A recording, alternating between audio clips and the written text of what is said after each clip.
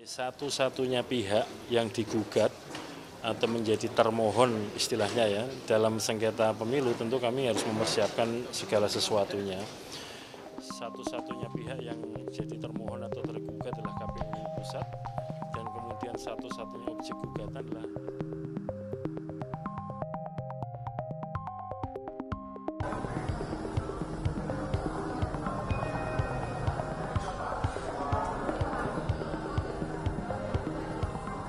hari ini hari Ahad tanggal 24 Maret tahun 2024. Sebagaimana monitoring atau pemantauan kami sampai dengan jam saya bicara ini ada dua perkara untuk perselisihan hasil pemilu presiden. Kemudian yang kedua ada 259 perkara untuk perselisihan hasil pemilu DPR dan DPRD. Kemudian yang ketiga ada 12 perkara untuk pemilu DPD.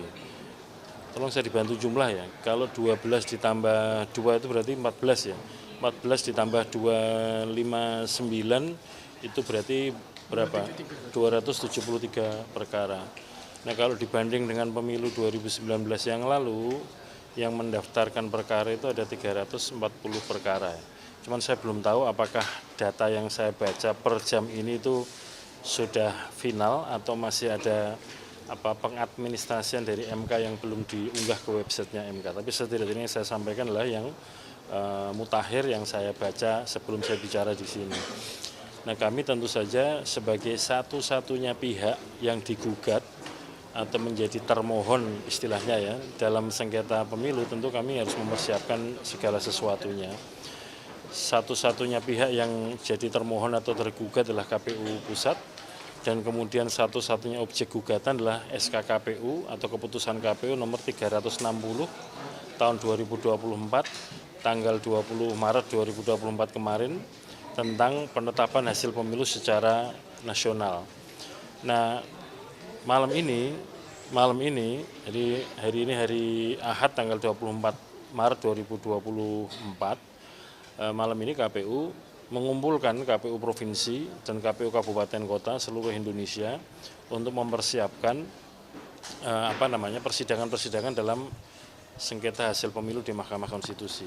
Kami juga sudah menyiapkan sejumlah advokat yang nanti akan menjadi kuasa hukum KPU dalam persidangan-persidangan di Mahkamah Konstitusi. Dan dalam rangkanya ketika kami membuat rapat kerja dengan KPU Provinsi dan Kabupaten Kota, nanti juga sambil mengidentifikasi daerah mana saja lokusnya ya atau tempatnya, misalkan di provinsi mana, kabupaten mana yang kena sengketa, dan kemudian untuk jenis pemilu yang mana, supaya kemudian setelah rakor ini nanti teman-teman KPU Provinsi, Kabupaten Kota bisa menyiapkan masalahnya apa. Kemudian yang kedua alat buktinya harus dipersiapkan apa, dan kemudian membuat catatan kronologis mulai dari kegiatan penyediaan logistik, pemungutan suara di TPS masing-masing, kemudian rekapitulasi berjenjang di tingkat kecamatan, kabupaten, kota sampai tingkat provinsi. Ini kita lakukan dalam rangka untuk mengantisipasi atau mempersiapkan nanti kalau sudah dimulai persidangan sengketa hasil pemilu di Mahkamah Konstitusi. Pak, belum. Kami kan baru membaca dari website atau lamanya Mahkamah Konstitusi. Mahkamah Konstitusi kan mengupdate ya atau memutakhirkan data tentang ada berapa perkara, kemudian perkara nomor berapa. Itu nanti kan baru mendaftar.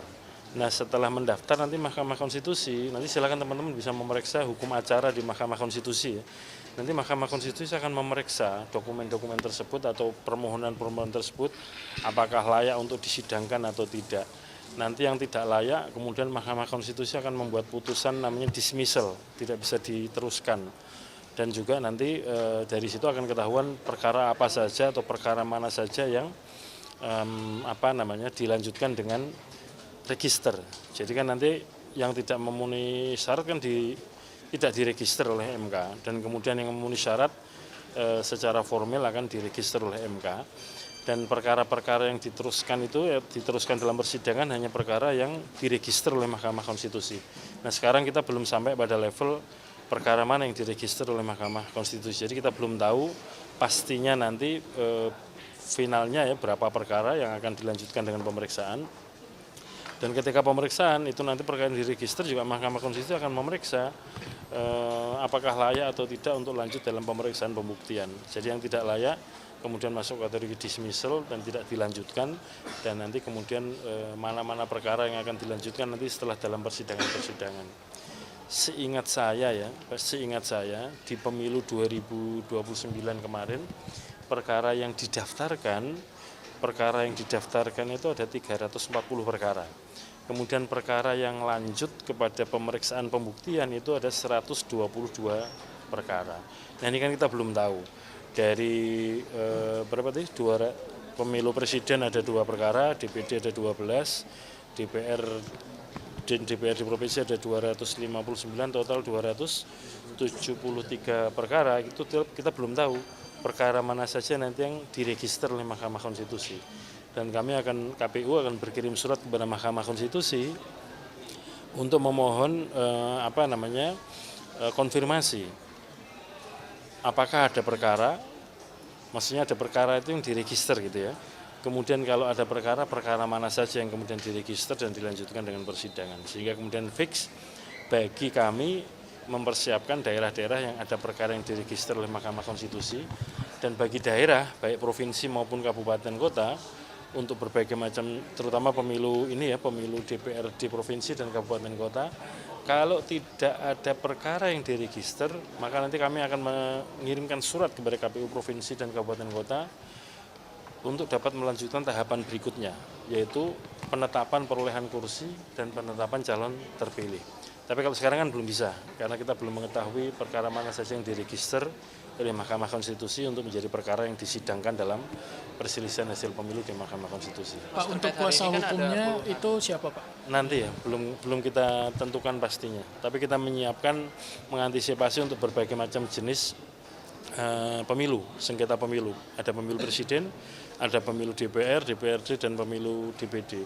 Yang jelas berdasarkan pengalaman kemarin 2019, itu yang kita gunakan pembagiannya untuk pemilu DPR dan DPRD adalah partai. Maksud saya nanti ada tim yang menangani partai apa, karena partai itu kan akan sengketanya kan ada pemilu DPR RI, pemilu DPR di provinsi, pemilu DPR di kabupaten kota. Jadi pembagiannya lebih memudahkan kalau klasternya atau pembagiannya adalah pembagian per partai. Mas, ini kan ada puluhan komisioner baru yang terpilih yang dilantik hari ini. Sementara untuk mereka yang akan menghadapi sengketa besok, sementara yang mengetahui persis dinamika kemarin kan komisioner sebelumnya. Ini gimana Mas? Kalau kita periksa dari 37 KPU kabupaten kota dan 1 KPU provinsi ini boleh dikatakan di semua KPU ada incumbent atau ada anggota yang periode kemarin, entah 2, entah 1, entah 3 itu ada, sehingga memori kelembagaan juga tersedia lah. Demikian juga kan sekretariat KPU-nya masih tetap, sehingga memori pelaksanaan pemilu dalam arti mulai dari pemungutan suara sampai rekapitulasi, dokumen-dokumennya ada. Dan kalaupun misalkan ada KPU kabupaten yang sama sekali tidak ada yang incumbent, itu kalau kita periksa di antara anggota itu ada yang semula PPK misalkan, panitia pemilihan kecamatan atau panitia pemilihan distrik di Papua misalkan. Ada juga yang berasal dari Bawaslu kabupaten, sehingga tahulah dinamika kepemiluan di daerahnya masing-masing yang nanti jadi bahan untuk mempertahankan dalam sengketa hasil pemilu di Mahkamah Konstitusi.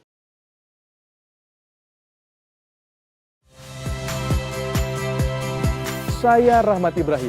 Saksikan program-program Kompas TV melalui siaran digital, pay TV, dan media streaming lainnya. Kompas TV, independen, terpercaya.